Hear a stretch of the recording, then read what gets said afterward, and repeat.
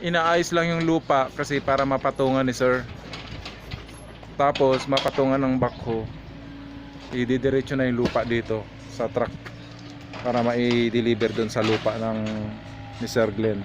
Kaya salamat sa Philinvest, ang babait na mga engineer ng Philinvest. Binigyan pa tayo ng lupa libre. At ito, mura lang naman ang kontrata dito sa truck.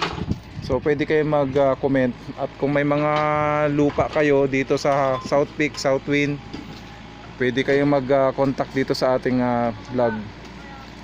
Mabilis ang contractor natin at unang-una ako yung agent. Mabilis.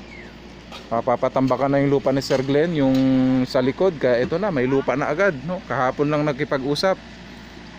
Kaya binigyan agad tayo ng lupa ni Sir Chris. Kaya shout out kay Sir Chris, kay Ma'am Laika.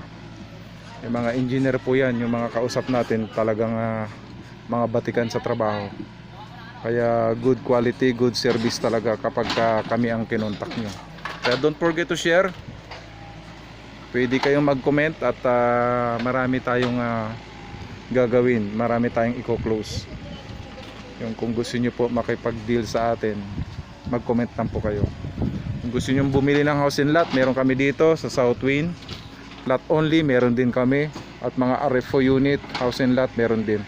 Kaya mabilis sa Philinvest naman ay number 1 ito sa Asia. No, yung mga bahay is mga buhos tibay.